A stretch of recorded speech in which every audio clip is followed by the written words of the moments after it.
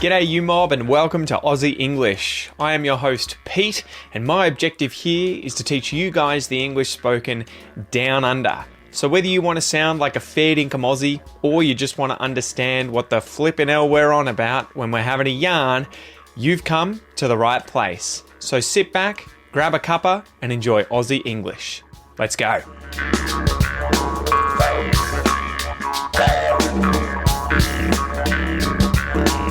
G'day you mob, how's it going? Welcome to this episode of Aussie English, the number one place for anyone and everyone, hopefully that includes you, wanting to learn Australian English. So it's a pleasure to have you here guys. Don't forget, if you want to get access to the premium podcast membership where you'll get the transcripts, you can read and listen at the same time using the premium podcast player and you'll also get bonus episodes. Go over to the premium podcast page and sign up. It is aussieenglish.com.au/podcast and hopefully I'll see you there. So, I'm still recovering. My voice is still recovering from this really horrible sort of bout of flu that I've had. I'm still under the weather, but I'll stop complaining. I'm here. I'm trying to do the episode. It's my second attempt, guys, so I'm trying to stay positive. Anyway, today we're going to go through a question, we'll go through a joke, we'll then go through the expression close but no cigar, some examples where it came from, a pronunciation exercise, and then right at the end, I'm going to tell you about an Australian film that I love called Storm Boy, and we'll do an exercise using a clip from that film. So today's question comes from pranksy.prod, who asks, do you guys down under use g'day even if it's the evening? So g'day. G'day is a standard Aussie greeting we use here. It's short for good day. But when we use this, we don't really think about time of day. So instead, we just use it as a general, informal kind of greeting to make it sound pretty Aussie. You'll say, g'day. G'day, mate. How's it going? Oh, g'day, Andrew. G'day, Jeff. G'day, Jane. G'day, g'day, g'day. So you can say this at night. You can say this in the morning. You can say this at lunchtime. You can say it whenever you want if it's a greeting. It's interesting, though, because if you were to use greetings like good morning or good evening, these are tied to those times of the day. So you wouldn't say good morning, obviously, at lunchtime or in the evening. You'd say that in the morning. You wouldn't say good evening if it's the morning or lunchtime. You would say good morning, right? But ironically, good night is actually a way of us saying goodbye. So say you went to a conference, it's in the evening, you're giving a speech, you might say, good evening, ladies and gentlemen, right? Good evening, good evening. But then at the end, you might say, oh, good night, or I wish everyone a good night. And it's a way of saying goodbye. And we can also use this when putting someone to sleep or going to sleep. So if I put my kids to sleep, I might say, good night, kids. And they might say, good night, dad. Right? So you can also use it for going to sleep.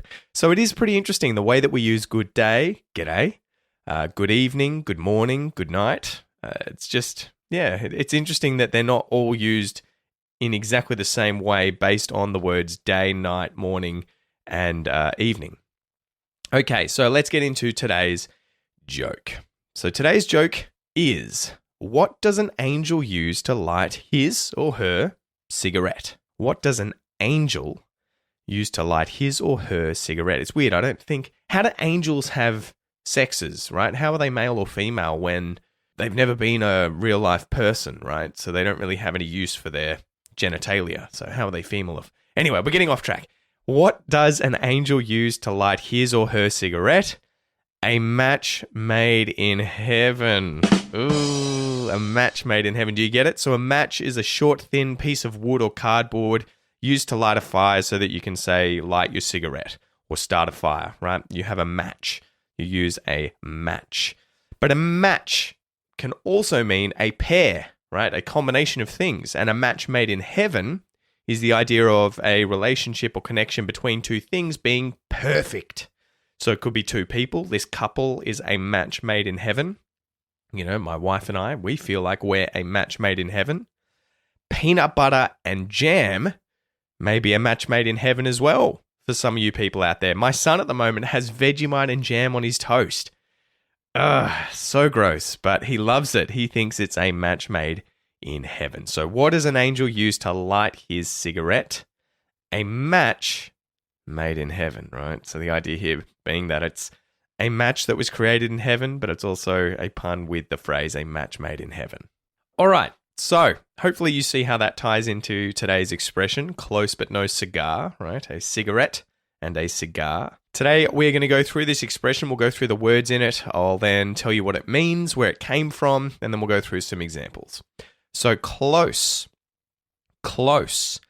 Close, in terms of a competitive situation, involves only a small margin between the winner and the loser. So it was very close. One nearly won, the other one narrowly lost. One almost lost, one almost won. It was very close, right? The fight was really close between the two boxers, but only one was the winner. Close. It was very close.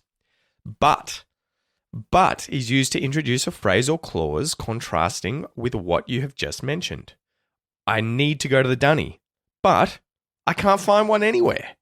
I need to go to the toilet, right? I need to go to the dunny. That's some great Aussie slang. I need to go to the dunny, but I can't find one anywhere. But I can't find one anywhere. No. The word no means not one, none, right? Not a single one. No. So I have no time. I have no money. I have no space for this new hobby at home that I've created. Maybe it's breeding elephants. I want to breed elephants.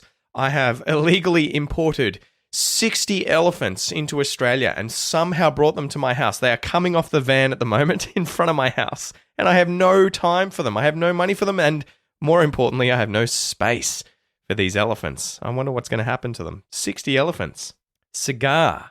Cigar. A cigar is a tube-shaped tobacco product that is made of tightly rolled, cured tobacco leaves in a tobacco leaf wrapper or a wrapper that contains tobacco. So that's the definition, guys. The most common way that I would hear this being used is usually with the idea of a Cuban cigar being the highest quality cigar out there. Cuban cigars. So the man struck a match, he lit that match, and then he used the match to light his cigar. So a match and a cigar are probably a match made in heaven.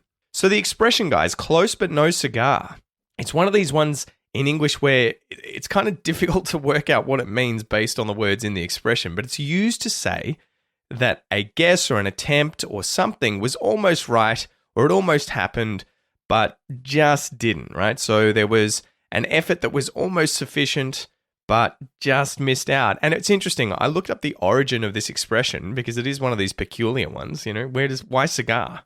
Why close but no win? Or close but no success? Why cigar?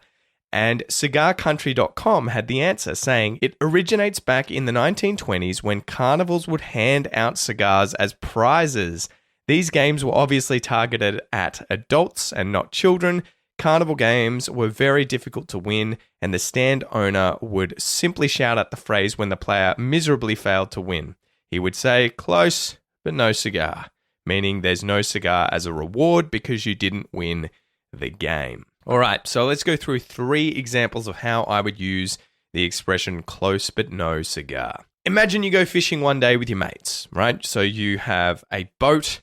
You've hooked the boat up on a trailer to the back of your car, you've driven off and you've picked up your mates, and you've all head off down to the beach or the wharf or the jetty or whatever to put your boat into the water, right? You've used the boat ramp, you've backed your car down there, you've put the boat in the water, and then you've driven off.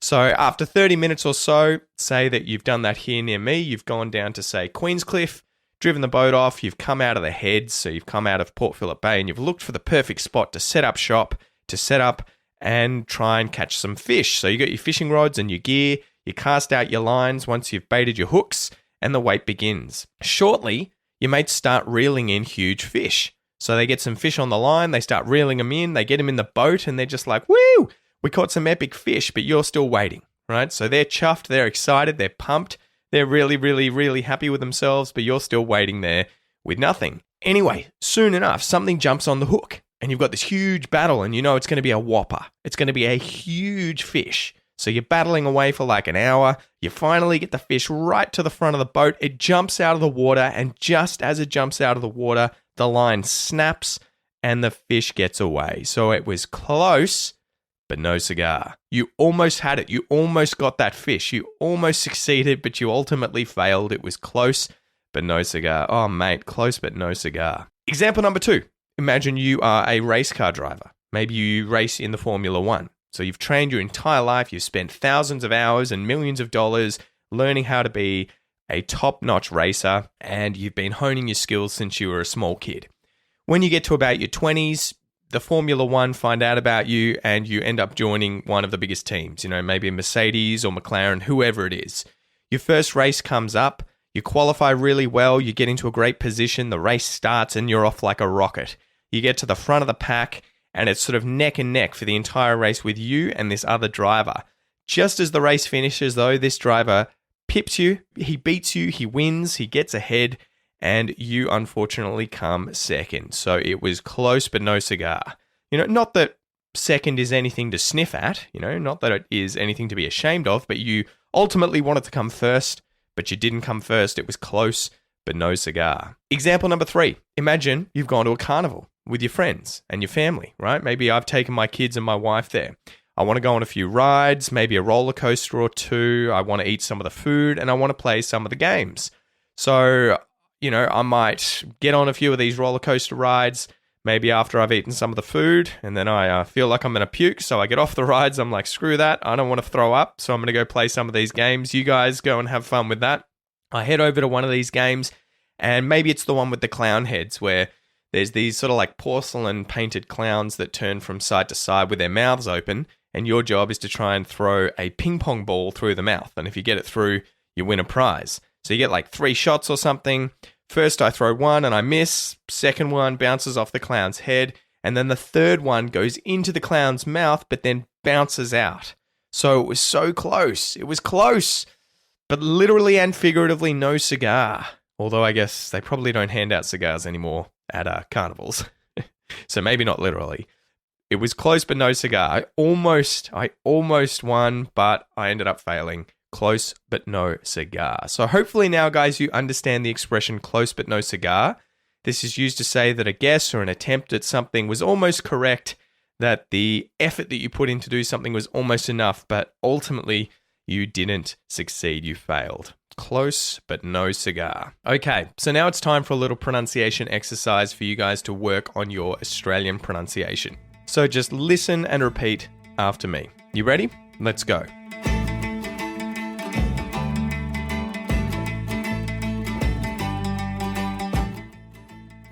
Close. Close but. Close but no. Close but no cigar. Close but no cigar. Close but no cigar. Close but no cigar. Close but no cigar. I said close but no cigar. You said close but no cigar. He said close but no cigar. She said close but no cigar.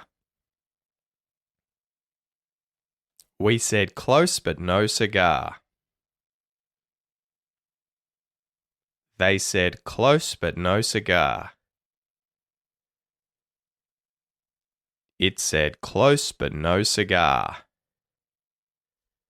Good job, guys. Now, I guess a little bit about pronunciation here. You'll notice that the word close, spelt C-L-O-S-E, actually has 2 different pronunciations depending on the meaning, right? So if you use this as a verb meaning to shut something, you would actually pronounce the S at the end of this word as a Z sound, a voiced Z sound. Close. Close. But when it's I guess here we're using an adjective, right? It was close. Yeah, we're using it as an adjective. We use the S, the unvoiced S sound. Close. Close. So hopefully you can hear the difference there. Close. Close. So make sure that you're using the S in this example. Close, but no cigar. Now, I wonder if you notice what's happening when I say the word but. So if I enunciate, if I pronounce it very clearly, but, I use the vowel sound and I pronounce that T clearly, t, but. But when it's in the middle of a sentence, just like there, or when it's in a sentence, but when it's in a sentence, close but no cigar, it gets the schwa sound, so it gets reduced. The vowel sound gets reduced. But, but, and the T gets muted because there's a consonant coming after it. No, right? The N at the start of the word no. But no. So we stop that in the mouth, or you can also stop it in your throat using the glottal stop. But no cigar, or but no cigar. But no cigar. I'd probably stop it in my mouth because the T position is actually the same position for the tongue as the N that's coming, which is why it gets muted, right? We're sort of going straight into the N at the start of the word no. But no. Close but no cigar. Close but no cigar. Close but no cigar. Close but no cigar. So hopefully that helps you with your pronunciation and connected speech, guys. Don't forget, if you want to really level up your Australian English pronunciation, check out my Australian pronunciation course at aussieenglish.com.au/APC. You'll learn all the sounds in Australian English, the consonants, the vowel sounds. You'll learn how to use the International Phonetic Alphabet. And then you will learn all of the 25 advanced lessons that I have at the end, going over things like muting consonants, the syllabic L and N, the different pronunciations of the letter X in English, everything like that. So go check it out, aussieenglish.com.au/APC.